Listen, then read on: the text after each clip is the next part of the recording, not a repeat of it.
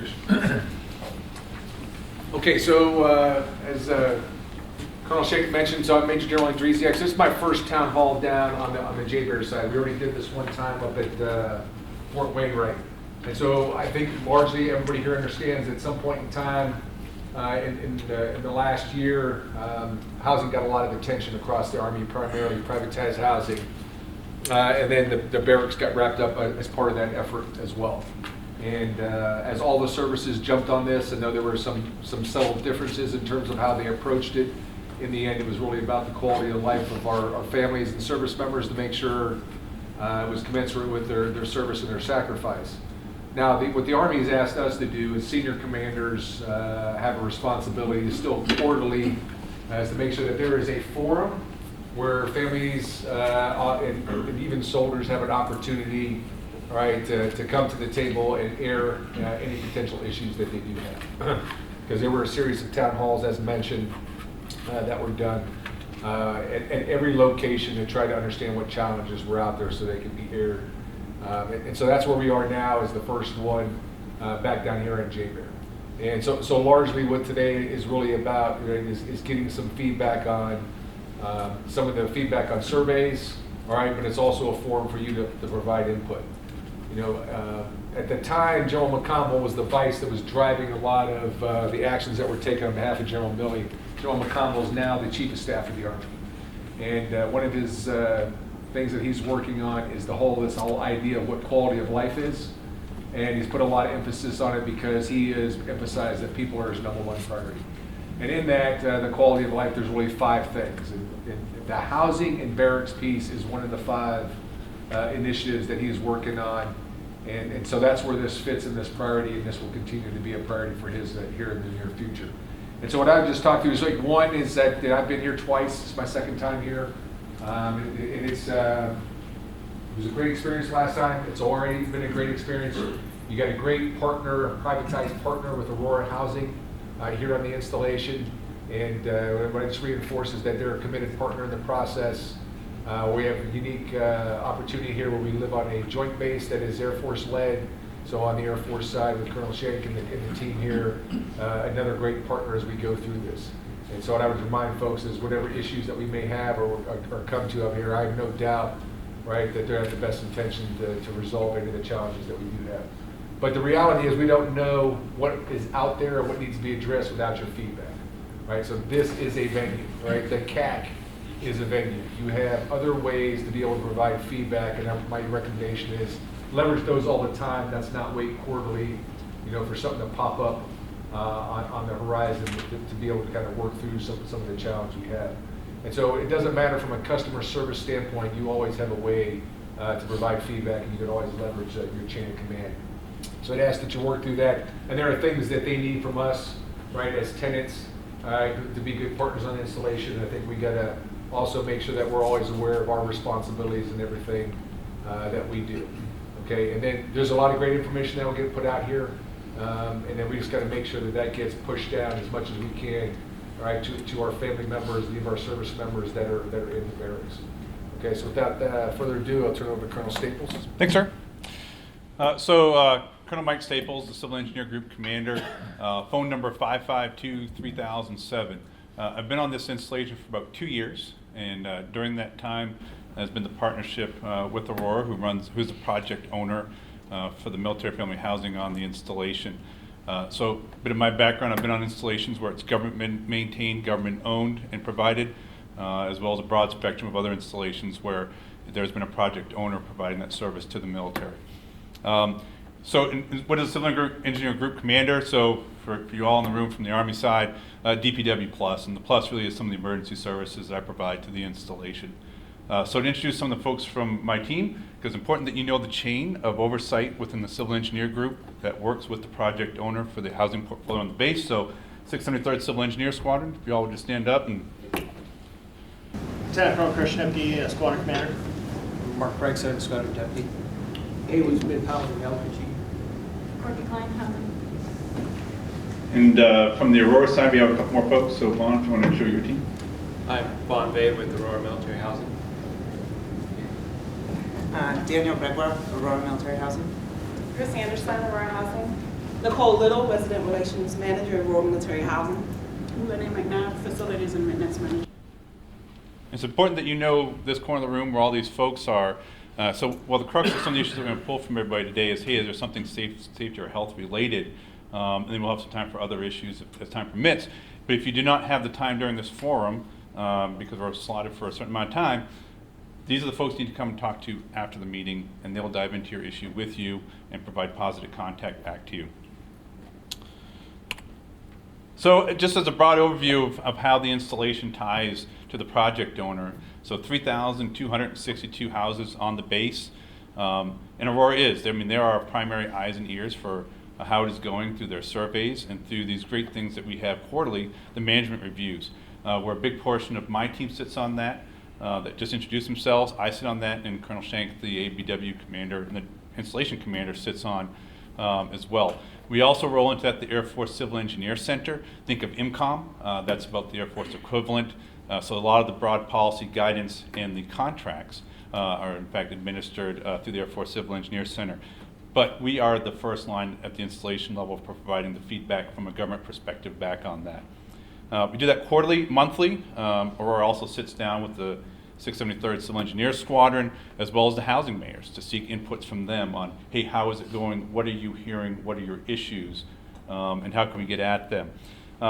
Also with this, they provide the budget, so the government gets an opportunity to provide input onto the budget of how it's going to be spent, where the quality of life inputs are going to go, what the maintenance and repair of the housing units is going to look like, and what the improvements are going to look like.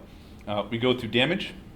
The housing office, the government housing office, goes through some large damage claims with Aurora, if there's going to be issues with some of those damage claims, and then bring those forward to the review committee as well. Or I get involved in it personally. So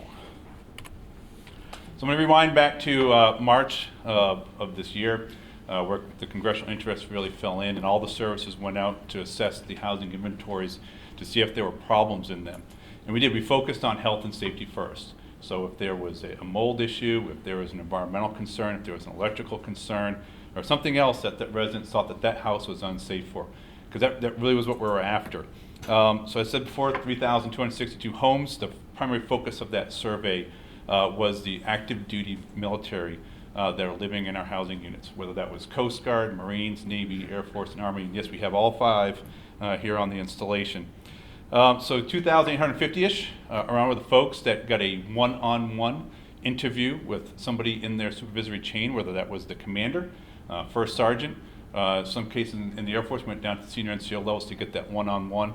And if issues were elevated, or that resident felt that they needed their issue elevated, we took that down for note. So out of those interviews, 190 folks said, you know what, my problem is severe enough where I need a leader within my unit, my formation, to come out there and see exactly what it is I'm talking about. And I have a slide later on that kind of goes into what those issues were. So we got to 100% across the installation, very high level of confidence that if there was an issue that we were aware of it at that time.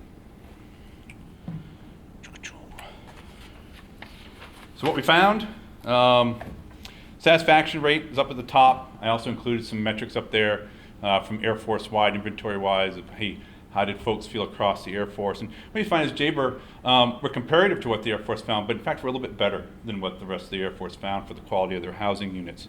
The issues that folks found are down here at the pie chart, what they thought that they had at their units. And we forward those over to Aurora and my housing office to follow up with them to coordinate until those work orders or job orders were closed to the satisfaction of the resident. Very thorough job. Maintenance, whether it was a maintenance concern that wasn't exactly health or safety, we still followed through on all of those. So this is kind of what we found. Mold and moisture, depending where you're at in the continental United States or wherever you've been overseas, mold is real. And there is mold in this room today. It is being pumped by the air handlers. It's a fact of life. We don't live in a sterile environment. And mold and mildew in a house is in fact kind of common. If you've been stationed in Japan or down the south, it's black, it kind of shows up on the walls. And I'm going to ask my medic to back me up, but 99.9% of molds, in fact, they're normal. They're on your bread, your bagels when they sat in your cupboard a little too long. So some of it was, in fact, education that, hey, when you have that little black stuff show up on the grout in your shower, that's okay, you can go clean that up. There's a little thing they sell at Home Depot or Lowe's, and you can go spray it in there. But if there was something you were, no kidding, were concerned about that maybe you thought you had a health impact, even though they are very rare, we wanted to know about it. And what we found out that there was 0 cases of that here at JBER. So very high level of confidence that we do not have a mold or moisture issue in the houses, but you will see some mold or moisture. So we asked the residents to just do some spot cleaning on that and just do some household maintenance. Evidence of vermin. Predominantly what we find here in Alaska is shrews. Those little tiny things. If you don't know it, a shrew can flatten their body to a width thinner than a quarter. So if there was a crack in your house, they're going to flatten, they're going to get into it. So part of this, just like with the moose and the bears, is removing the attractants from your house. You don't put a pumpkin in your front yard because a moose is going to come eat it. And you don't put your trash in the backyard during the week because a bear is going to crawl over the fence and come eat it. So same thing with shrews. If you have shrews in your house, if you saw them in their house, we ask that, hey, cover your food containers, put them in the hard plastic containers because the shrew can't get through that. This time of the year, shrews are looking for a spot to winter over. And so this is usually where we find more shrew problems. And in the spring, they're emerging and they're trying to go back outside. There are glue traps, there are self-help items that you can pick up. But if you're thinking, no kidding, there was an infestation, I can't get rid of these things, yeah, give Aurora a call. And they'll send some folks out to you, take a look at your specific problem and make recommendations on it. We also had some reports of insect infestations. There are a lot of insects that do not survive in Alaska, and amongst those are bed bugs outside and cockroaches. And so there were some folks who had cockroaches and bed bugs in their house. Those are important. We still want to know about those because we want to take care of them. And we want residents to come forward with those issues quickly. Because if there is a cockroach infestation in a house, it's going to spread to the next house, the next house, and the next house. And so we asked folks to give us a call. So same deal. Give Aurora a call. They will send some folks out to take a look at your specific issue and to address it, make recommendations, and do follow-ups to ensure that the problem has gone away. There was a lot of concerns across the DoD of whether there was lead-based paint issues in housing, which can be a very severe concern if there's a child eating paint chips, lead poisoning, et cetera. And what we found here, we don't have an issue. So a lot of our houses have been renovated severely since lead-based paint was pulled from the shelves, and that was 1978. And so primarily where the problems are is at windows in those older houses or perhaps some of the trim in them. But for the most part, those houses have been remediated, renovated since that time frame. But we still ask residents, hey, if you had a concern with chipping paint or peeling paint, give us a call. Because we'll come out and validate that, hey, yep, your house was built post-1978, doesn't have any lead in it, or we've renovated it since then. The earthquake had taken place November 30th. And so a lot of folks were very nervous as well of, hey, I've got some cracks in my house, or I've got some paint chipping as a result of a crack in my house. Do I have a concern? Or hey, is this going to come up when I move out of my house after the fact? Am I going to be charged for that crack or that peeling paint in my house? The answer was no. That's earthquake damage. You're good to go on that. So some of those concerns that were rolled up into that were in fact caused by the earthquake as well. Speaking of the earthquake, we did go out and assess a lot of the houses after the earthquake, or rely upon residents to call in if they thought they had a structural concern associated with the earthquake, because there certainly were houses in Eagle River and Anchorage that were condemned as a result of the earthquake. Good news, nothing here on JBER. Houses moved, they swayed, and they remained upright, and they remain structurally sound today. But as with things, when they move, they do get cracks in them. We did have some minor things related to electrical, fans in bathrooms, whether switches were operating correctly or properly, if the timers were working on those, and Aurora has worked through all those issues. And are looking to see, hey, if the resident has a current concern with that, please bring it forward and call it in to us. Because if we don't know about it, it's not going to get fixed. One thing I do want to take a time to foot stomp is, man, we need your feedback, everybody in this room and across the installation, because I can't improve anything, or I can't even know if I'm doing a good job if I'm not getting feedback from the residents. And so annually, we poll residents for their feedback. And the way we conduct that here at JBER is Aurora will send out a survey to 25% of the housing residents every quarter. You can see the take rate on those surveys up there. We're usually right around single digits on those surveys. So what I would ask is, hey, pump up to the units and your folks, take those surveys.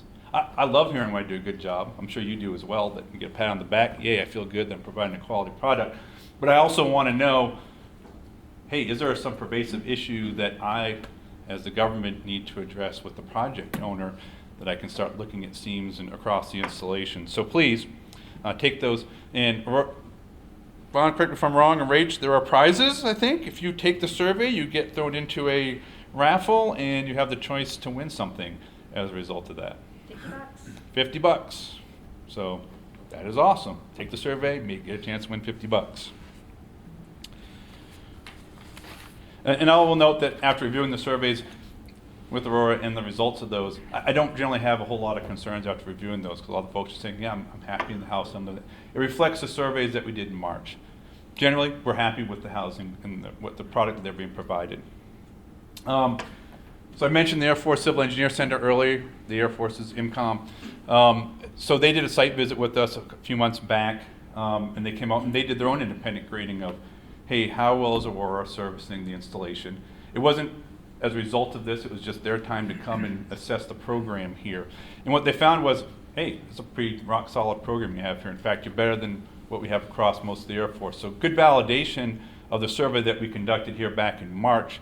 But I think in the working relationship we have with them of what we kind of feel here. And then there is a big difference with Aurora that I'll point out. They're not multi-base, huge portfolio. Aurora maintains this one installation. This is the only installation in their portfolio. And so they're very focused with us. And when we ask them for time or we have an issue with them, they're very ready to partner with us on it. So you can see some of the concerns that they did find, some of the aesthetics, sidewalks, streets, and you'll see some work that happened over the summer, some work that's programmed out there, but it's all kind of prioritized. There's a finite budget, there's some budget stuff info later. We're either spending it on the interiors of the houses or we're spending it on sidewalks and roads. And I think a lot of folks wanted to see it spent on the insides of the houses or the exterior of the houses instead of the sidewalks and the roads. Sidewalks and roads get eaten up very quickly here in Alaska.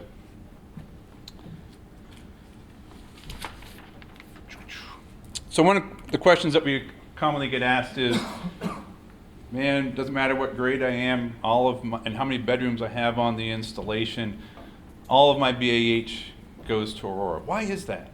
Well, that all comes down to the contractual deals that the Air Force and the Army across all the services made with the project owners at the installations, that no matter what the grade was, no matter what the bedroom count was, that the full BAH we provided with them, that provides them a stable budget indicator where they're going. It also helps look at what a E1 receives for housing compared to what an O5 is. If they're both living in a 4-bedroom house, there's a net kind of difference in there. So it helps to balance the portfolio out and the revenue so that it can go into these different categories up here. So rest assured, that full BAH amount is not going into somebody's pocket. They're not saying yay and skipping off to the bank. A lot of it's going back to refinancing the debt or paying off the debt that was incurred by the project owner here at JBER. Because as you drive around this installation, there is a lot of new housing. There was way more new housing here than prior to the project owner taking over, and that's because they secured loans and debts to tear down the old houses that were on the JBER side or the JBER side to build new. And that's represented by the loans that is up there and the payments that have been made towards that. There are also some management fees that kind of goes in, hey, they have to have a payroll, they have to have folks working for them. And then there are some performance incentive fees, as well as there is some profit. Companies are in a business for a reason. So there is some profit that it goes to them. But the bulk of it is either going back into the house, into insurance, or to pay back the loans for that.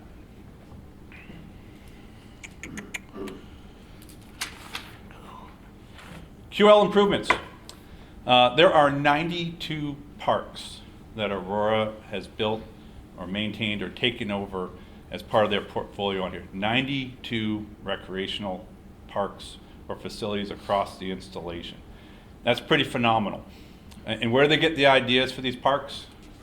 From the mayors. So there are mayors across the installation representing the different neighborhoods who bring forward these quality of life improvements that can happen there. My staff will chime in as well. We'll do kind of a vetting of, hey, is this the right thing for the installation, are we getting the right effect out of this or not? And then we'll prove it to go forward. So part of that, hey, where does your BH goes? Part of it goes into this quality of life account so that we can make these kind of improvements. The community centers that are across the installation, yep, that's all part of that as well. And so if you have an idea for quality of life improvement in the housing areas, I highly encourage you to bring that forward, send it to me or my staff, or to contact your mayor to submit it forward for that. Because we will talk about those at the quarterly management review meetings. Some of the most recent ones that they completed are up there. Man, there are some fantastic playgrounds. I was playing with a brick and a stick when I was a kid, and now these guys can go to rocket ship parks, and they're themed parks, first responder parks. They're pretty fantastic. They're awesome. My kids go to them. So again, if you got a suggestion, want to hear about it. Love to hear about it.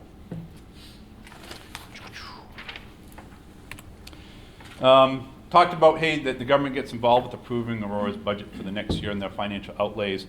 So if you live in, there are 3 phases in housing across this installation. That is a little bit unique, and they all are merged under Aurora. They all came into the portfolio at different times, so there are different agreements covering each one of those, which kind of limits where we could, so I can't take maintenance repair funds from a phase 1 project and direct it towards a phase 3 project. It has to stay within phase 1, which is good and bad. So this is just a slide showing, hey, some of the things that we're looking at doing for the installation. And we're looking at how we're going to recapitalize some of the houses on the installation in the out years. And so when I say recapitalize, what I'm talking about is tearing down and building new. And that's a good news story for the base, for Aurora, and for the Civil Engineer Center. I won't go through everything on here unless somebody's got a specific question. All right. One of the biggest things that we hear feedback on is the process for terminating quarters. We try to make it as transparent as we possibly can. We try to encourage the residents, if they have questions, hey, schedule a pre-visit. Pre-visit with Aurora, and if you're not comfortable with dealing with them on a pre-visit, give our government housing office a call. Give them a call and have them out there with you. I highly encourage it. I'm going to take advantage of it before I move out of here. Because you also may be facing a, hey, how much of the house do I have to clean? How many hours I got to put into this? You can also, as part of that pre-final, say, hey, how much would it cost for you just to do it for me? And that's something we all kind of want to hear. They'll also take a look at flooring. They'll take a look at the damages in the unit, give you a ballpark estimate of how much they think that could be. And that is giving you enough time at that point to make a decision. Do I want to try to repair it myself? Depending what it is, right? If it's a big hole in your ceiling, you're probably not going to take that on because the work may not even be acceptable to Aurora. So that's a good thing to ask them during that pre-meeting. Hey, if I fix this hole in my ceiling or in my floor, is my quality of work going to be acceptable to you? There probably aren't a whole lot of licensed electricians in the room either, so you'd want to have some input on that too. But they'll give you some pointers on, hey, this is what you could do to your unit to make your final out maybe a little bit better. We hear a lot of feedback on damaged flooring, what is normal wear and tear, if I have pets. So kind of the advice is to me is if you owned a house and you let somebody borrow it, how would you want it returned to you? And that's a great rule of thumb for what wear and tear is. A lot of people have different definitions of that. Wear and tear is traffic on the carpet surface. It's traffic. So a spilt glass of wine, yeah, drinking wine may be a part of the daily routine for a lot of us, but it's not normal wear and tear for that carpet. And it's going to sink down, it's going to get into the matting. Pets, man, they cause a lot of damage to our carpets around here. And if you're a pet owner, I am. You accepted that risk when you bought that pet and said, yep, you know what? Pets have a lot of hair problems. They urinate when they're a puppy. They could go mess in the house. And I got to clean it up and take care of it. Be very cognizant, pets, when they're urinating on the carpet, you may be able to go in there and clean the carpet up.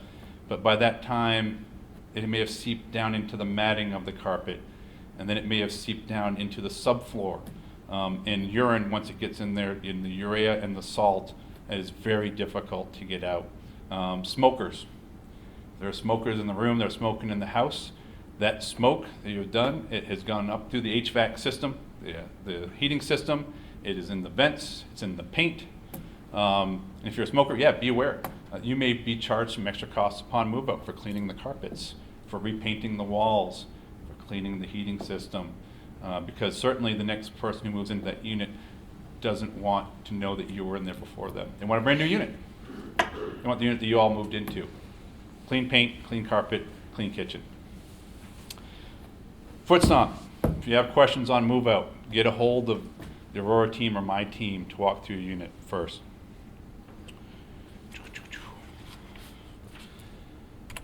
This is sometimes what we find on move out. So for the commanders in the room, first sergeants, leaders, I ask you just to be engaged with your member.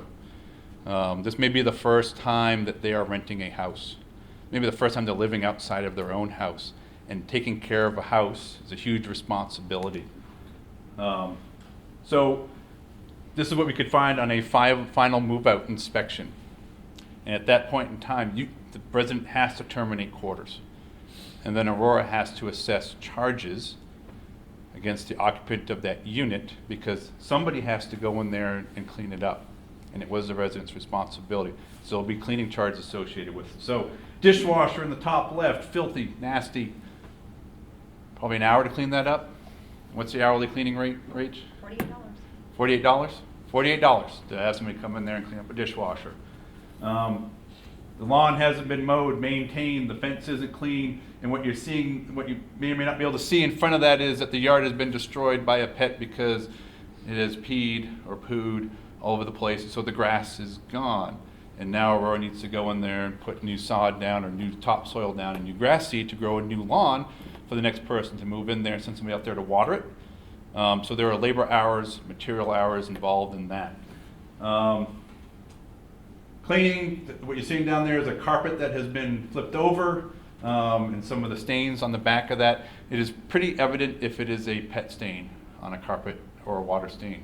I get back to that urine and urea and the salts that it produces after it dries up, and they stay there after the fact. Holes in walls, we find lots of doors off hinges with fist punches through them, doorknobs kicked off, outlet covers missing, and man, trash cans that are full. Somebody has to empty that trash can, clean the trash can after the fact. So all of this can rapidly add up to a bill in the thousands for a resident. Thousands. There's no security deposit. No member in the active duty is paying a security deposit when they rent the house from Aurora. And in fact, rent is also collected in arrears. Nobody wrote a check to Aurora on day one for the next 30 days. They're collecting that in the paychecks after the fact. So thousands of dollars of damage. Now we're also going to ask you to pay for the rent before you move out for that period of collecting it in arrears as well. I will say there are a lot of landowners who would just take a small claims court and just say, I'm just going to get it that way, and then the court will direct taking it from the paycheck. We're always happy to work with folks. I've seen it, I've witnessed it.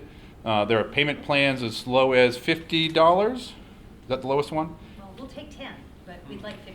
Right, $50 a month to get at a bill in the thousands that will take years to pay that back. So they're willing to work with the members on that.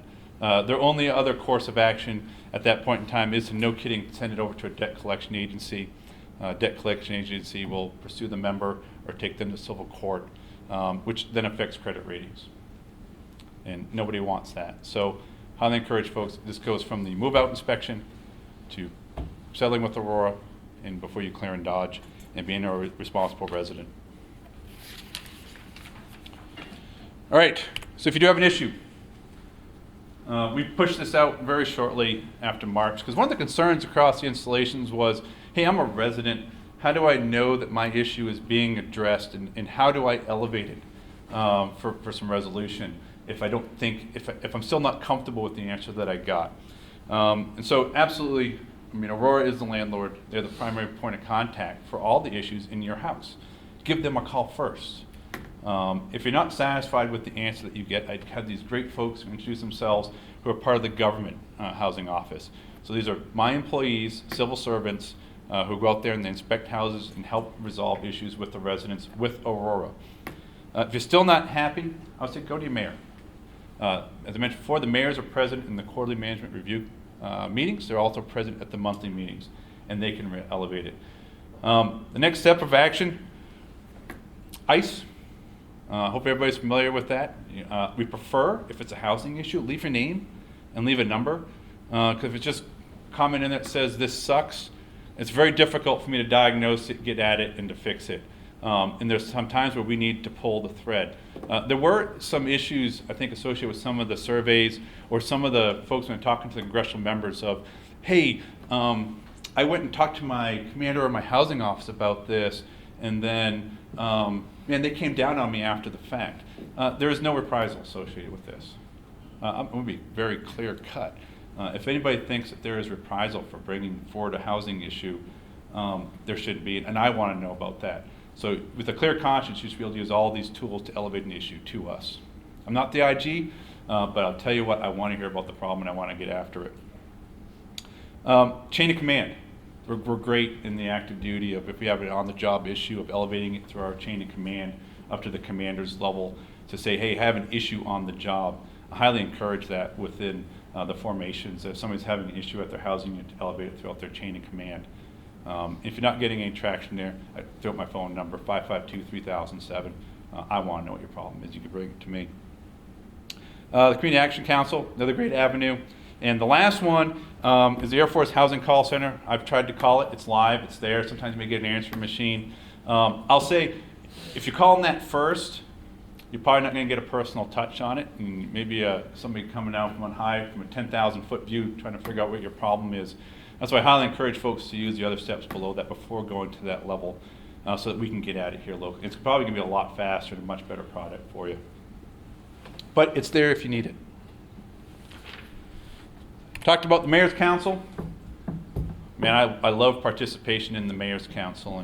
And Rach, what does a mayor get? What is the benefit for being a mayor? Serve 1 or more years here at JBER, and at move out, you'll qualify for up to a $500 move out credit. You don't have any charges, the money's back in our pockets. If you have charges, we'll wipe that off your ledger so that you don't have to pay them when you move out. Everybody hear that in the back row? So if you didn't need another incentive to be a great volunteer and an American on the installation and making the housing portfolio better, upon move out, up to a $500 credit for cleaning or et cetera associated with the unit. It's a pretty good incentive. We have some great mayors out there and a great head mayor. We have some great conversations with them on, hey, what are you feeling out there? What are you sensing out there?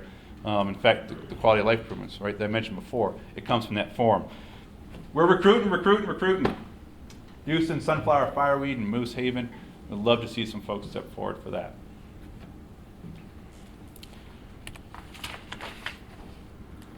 All right, I'm almost done to my last slide. Housing resources and installation comms. This is a great thing out there, the JBER Connect app. I recommend you download it just for everyday use. Gate hours, DFAC hours, information, SARC, calling 911. There's a whole wealth of information on there. But there's also one awesome button on there related to this conversation, which is a button that'll bring you straight to our webpage, where you can enter your complaints and your work orders right to their website. So download it, please use it. If not, just memorize the Aurora website and use it frequently. So this is something for all the folks in the room and something we encourage folks to bring back to their formations. So one of the things is we talked about this, and I already mentioned it, if you're a first-time home renter or the first time living outside the house, you may not know what's associated with maintaining that house. And I sat there through the same thing that everybody else in the room probably has of, hey, they walked you through the lease and your responsibilities and you're getting the fire hose through a funnel. And you're like, man, I remember absolutely nothing you just said.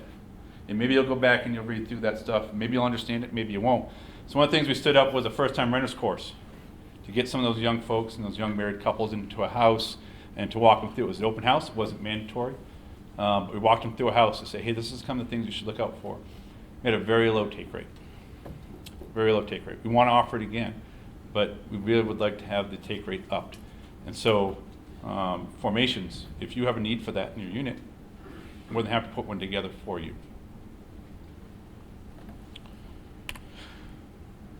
Awesome self-help center. If you don't find what you want there, and it's a high volume item that we can take a look at providing to the installation, let us know. We'll take a look at it. See if you do it. But if you haven't been to the self-help center, please do. Air filters should be replaced monthly. If you go to Home Depot and Lowe's, it can get a little costly. You bring your filter into the self-help center, they're going to give you one for free. light bulbs, batteries for the garage door openers. There is a lot of stuff in there. Even if you don't need anything and you're driving by, I would just, hey, poke your head in there, see what they got, because you may need it later down the road. So this is all stuff that's on Aurora's website. So if you're not catching it here right now, you can go. Feel free to go peruse the website after the fact. One of the things we do try to do is communicate a lot to the community, whether it's from the installation side or from Aurora's side. Aurora does all the snow removal in the housing areas. They own it, they operate it, and they get after it. And then they try to use their website to communicate to the community, hey, this is when we're going to be out there. This is what we're doing. If there's ice out there, if there's snow out there, hey, please move your cars to the other side of the road. So please pay attention to the website and take a look at it. And then down here we've listed just some of the seasonal items that they offer at the self-help store. And there is a Facebook feed as well that Aurora maintains. All right, I just talked for a whole long time.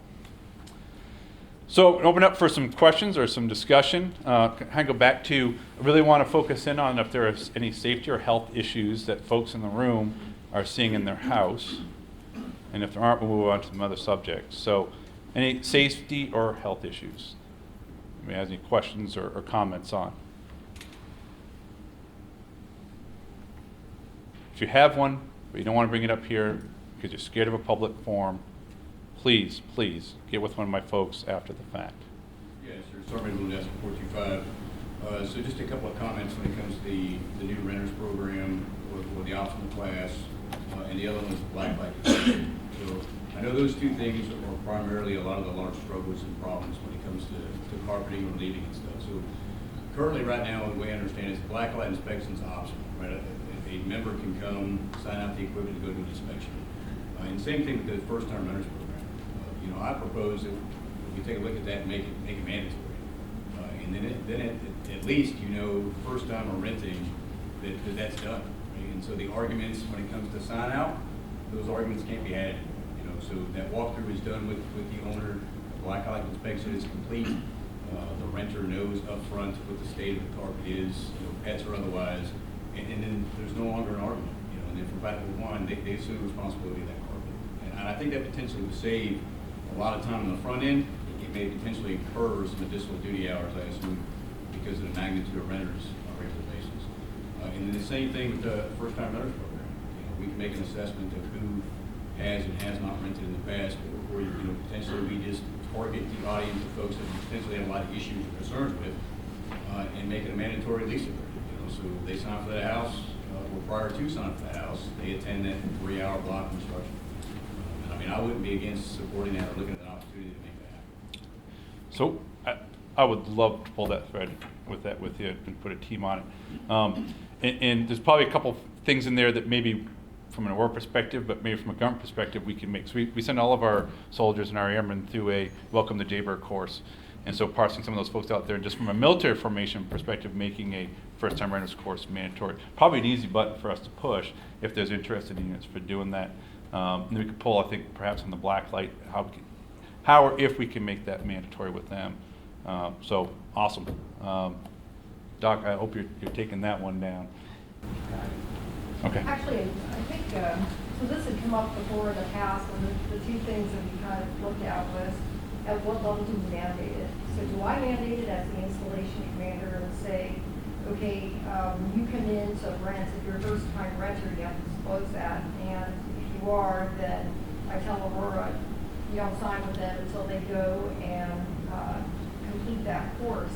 Then I got to look back to my legal folks and say, am I well within my authority and right to do that? Because what we're talking about is a private contract between a private citizen and a PO, and I might be overstepping my bounds. The other way to look at this also might be a command and leadership initiative too, where, hey, if I have to oversee and govern this program and go and check up on your house and see what's going on, you're now starting to take away from command time. I'm going to mandate for my formation that if you're a first-time renter, that you're going to go ahead, it's a mandatory appointment that I'm going to make you go and do as a command echelon team. There might be a little bit more latitude there than coming down and establishing a policy, but we'll go back and pull the thread on that just to see what the left and right limits are so that I don't overstep. Yeah, I'd be interested to see which way that plays out, man, because I think the challenge is if you don't do it up front, and the soldier signs a lease agreement and is now embedded in the command, the struggles of getting that soldier out of whatever it is that he's doing back into a class, I think we're gonna have more challenges there. So, in my opinion, if we don't take care of it up front, then I think it'd be harder to kind of execute our instinct. Yeah, no, absolutely, I agree completely. And the other part of this too, so in the vein of big government, I get a call from Aurora that says, hey, these are your 12 first-time renters that came in last week. They're all no-shows for their class. We're not going to give the house over to them. In the meantime, it's affecting occupancy, and then I got to go back to the command team and say, hey, you need to get your guy, get him in there, or get your girl, get her in there to do that course before we let that go. So there is an administrative tail that comes with the cost of the unit too. I like the idea, and I think that it is something that's proactive that we can do to put into place. Because in the end, it's going to save them money. And time. And leadership, time investment. We'll take that one away. So I'm at your option 359. So with the open house, do we have any data showing how often it's used or what's enforced? So People actually taking advantage of it? yeah, we did that. Yeah, Rach, go ahead. We actually conducted 3 separate open houses because we felt like to make sure we got whatever message to that service member was very particular to the home that they were in. So we did the event you saw featured in Silver Run specifically, and we were there throughout the day. We only had 6 folks come to that first event. So then we thought, well, let's tackle another neighborhood, and we opened up 2 different homes because in Fireweed as an example, we have new builds and we also have legacy homes. So we had a group at each of those homes, and we only had 3 folks show up between the 2 homes that month. And we door hung, advertised, social media, spoke to the mayor, spoke to our first sergeant contacts and what have you. So we looked at less than 10 folks showed up to 3 events, and between the civil engineering team and our team, a lot of resources used that could have really been taking care of our current residents. So in addition to what you're recommending, we love the sound of it, although we don't like the word mandate because we also want to be the choice. We want your service members to opt to live with us here at JBER. And ultimately, we're also evaluating, and our goal, I point to this team because they're working very hard to come up with a way that we can conduct briefs right in our office, Monday through Friday, 8 to 5. And when you're moving into one of our homes, we can have an award, if you will. It could be a move-out credit of $50 on it, whatever we decide, the importance of that matter. It might be utilizing blacklight carpets, taking seriously the age of that carpet, your financial responsibility if you don't take care of that carpet appropriately. And as folks take part in those sessions, then we'll determine what's the right number. Is it they can sit in 4 briefs a year, 6, 12, and they could build up a move-out credit, so that way they've got it, kind of a blanket there when they move out, and yet they've got that information handy. We've got the right folks there to help and answer questions, and ideally we can try and combat it from our end in a more positive format. So that's the approach we're taking right now. Did I answer your question? All right, what else we got?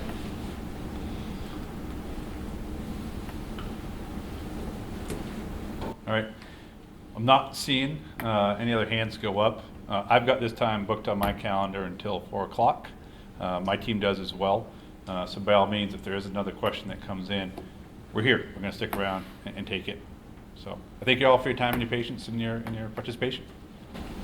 Before everybody splits out, so let me just read this back for what we're going to take away. I'm just going to task it right now, just so that we can flatten that bureaucracy.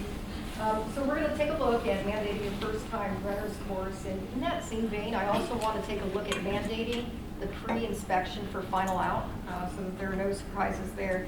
So JA, I'm eyeballing you. So can you look at that? Am I well within my right as the installation commander to mandate that as a policy, first-time renters, and then pre-inspection prior to final out?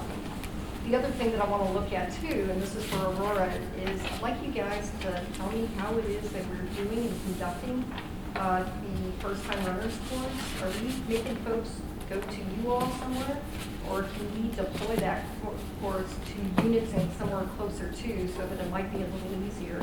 We will be happy to take advantage of your military units, your facilities, or what have you. We'll definitely take the show to your team. Okay. So what I want to do is unwrap a little bit more. What are you covering in this? What are the takeaways? And how is it being executed? And then what we'll do to get the information back, once I gather this up, is I will come back to you, sir, and let you know the legal bounds on left and right, and then we can talk through if you feel that that's appropriate and what we can do to move back out. And what I'll also do is at the next cap, we'll go and we'll advertise there and put out the words so that we can close the loop on it. Do we also look at the ability to do the black light inspection on signing? To mandate that? Just make it part of your signing process. So as a soldier signing for the building, he's got somebody with him, they're just doing the black light inspection. And just take care of that. So today, as you're probably well aware, we actually offered it that if you'd like It's to. an option. Correct, Exactly. correct. But can we just make it part of the signing process and just take the option out? Is the issues they're saying that it was here when I got here? Right. Yeah, So that's so not- you erase that whole idea. Just take all that's- that out. yeah. Yes, sir. So it's like it's part of your punch list, right? So you go through and you get a visual inspection, here's your black light piece of that. And then that way, when you get to the end, when you do find it, you can say, hey, look, this was black light, it wasn't there before. So mandating that we go out with the resident every single time that keys so that we walk that with them, or I just want to be. Right. No, when they sign for the house, like when I sign for my house, you know, physically do the black light. So then there's no discrepancy or debate on the back end whether something existed when I moved in. So I mandate you, the resident, to bring it back and go, I did black light. Go with somebody. With one of us. Like a joint inspection? If that's an option. So I know there's a lot of resources. I would say sometimes. anything's an option, it's just a matter of on the date, if we have 25 move-ins or 2. It's gonna be Just take 20. it. We'll take It's a a look at it. resource thing too. Yeah. Yeah. We'll take a look And at of it. note, I will share, I know nobody likes us to pull back carpet, but let me be frank, in the middle of an Alaskan summer, you are not gonna make that room dark enough to black light it. We pull back because. So that's a you challenge. cannot. I mean. so- It is, 4 to 6 months of the year. But if we say that, ma'am, so if we say that during the summer months, we can't really do a black light inspection, and then we're gonna hold the resident to that same standard, knowing that they could not do the black light inspection upon movement. But the resident has the option to ask at move-in to pull the carpet back to see for themselves. Well, I didn't know that. Yeah, I didn't know that either until recently. And the other thing I'd throw out there is the smell. The resident goes into the home, and especially when they first walk into the home, it's been shut up for a while. The smell, if that carpet's bad, it should be very noticeable. At that point, they should really contact us, and we'll go out and take a look at it at special times. That's what we're looking for when we're pulling back the carpet, is the staining of feet and the soaked smell. Or things that come back to the top and Yeah. end up with that smell. Yeah, so, but it is true that if y'all move in, maybe it doesn't smell right, and feel like you're getting talked out of something, Yeah. ask them to pull it back. Yeah, I just say, because I know this is a huge issue. Yeah. I mean, it's the biggest deal that we, you know, at the command level experience, you know, is the carpet complaints, the carpet concerns. It really always comes back to the carpet. So I think it's the only way to get ahead of it. I'm sorry. We do have that 5-day inspection. Maybe that's something that could be mandated. I don't know. 5-day inspection For the on carpet. move-in. On the carpet, yeah. It's 5 days. Because everybody has a form at move, you pick up the keys, we want you to bring it back to us. Did you find anything? Do you want one of us to come out, have you black light it yourself, sharing discrepancies on the carpet floor plan that we've given you? Are the majority of residents bringing back those inspection forms? How many, Chris, what's the percentage, why that? 75% or more. How are we mandating that they bring it back? We don't Physically? mandate. Okay, how are we asking tenants to bring it back? Do we leave them a piece of paper and say, you gotta drive back and drop this thing off, or have we automated it to make it a little easier to send it back? Right now, we're asking that they physically bring it back, so that way we review it with them. Okay, so in this digital age, what I found is. Make it happen, Daniel. that, I mean, really, if you want response coming back for something like that, if you can automate that, you're likely to get more of those inspection forms back. So can we take a look at that also? Yes. I just want to add a little bit of validity to Sarmir's comment. So I just moved on to base a couple months ago, and we have new carpet in our unit. And I'll be honest, my wife is the one that made me do the inspection with the black light. So I walked through the house, but it would have been nice to have the option to maybe have a employee of yours that knew what we were looking for partnered. Because as I went through, there were a couple spots that I have a construction background many years ago that my assumption was from when we painted the unit, there was paint residue, but I didn't know exactly what it was. So I annotated the form and I brought it in. Somebody who's not experienced, like a young service member or may have that same experience. So I can know the validity of what he's saying. It would be nice to have that experience for what you guys are looking for. So I'll add to that. So part of what the Air Force is doing is pushing more oversight and compliance inspections through the housing office. So we are going to get more people, and so that may be an option in the future, that maybe a government rep that can go with the service member if somebody from the board isn't available, that we can support that. Those people know what they're looking at, be able to help the residents moving in to say, hey, here's what we're looking at, or And this is probably also a great time to note that we're trying to get rid of some of the carpet in the high traffic area of the houses. So in the living room areas, in the dining room areas, we've always been aggressively pursuing upon change of occupancy maintenance is going back in there with some very resilient vinyl. So a lot of the stain issue we hope will go away on the main floors, and it also enables them to go in and replace a much smaller portion. You can't do patchwork carpets. It's very difficult. It looks horrible, and most of our residents wouldn't want to move into a house with patchwork carpets. But the high durable linoleum or vinyl planks allow them to go in there and make some much smaller repairs.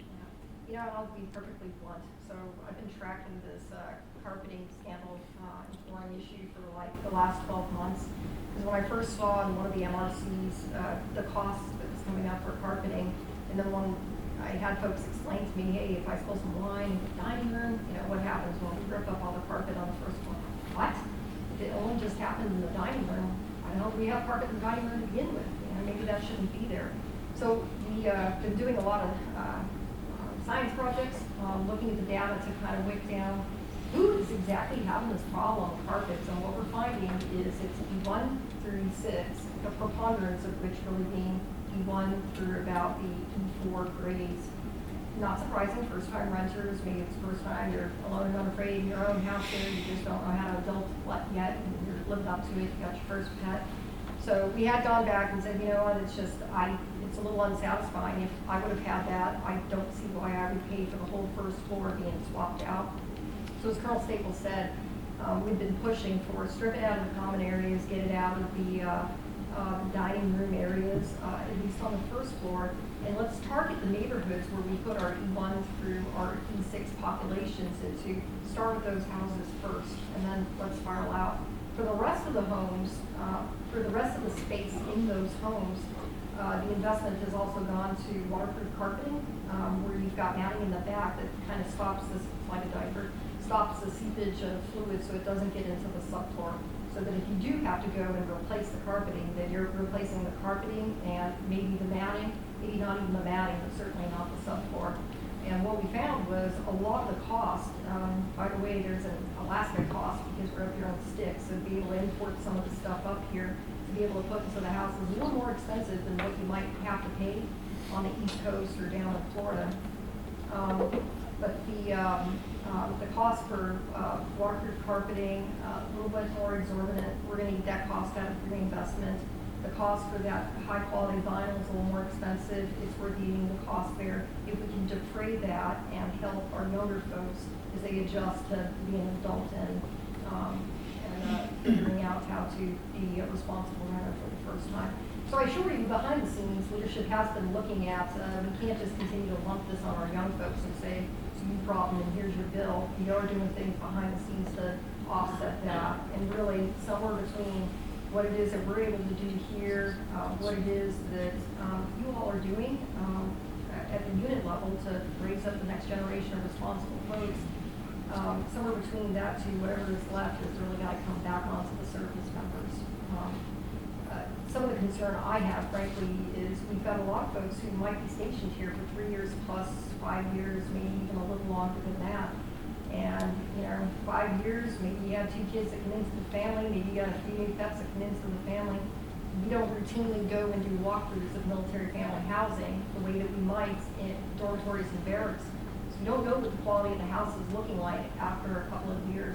And that's where we kind of go back and we have to rely on the command teams for health and welfare of the service members. If something doesn't feel right, and I don't know if it's the same way in the Army, sir, but in the Air Force, first sergeants will go and will give you 24 hours notice and we're rapping on the door just to come in to do a safety check, see what's going on. Do you all do the same? Yeah. Okay, anything else on?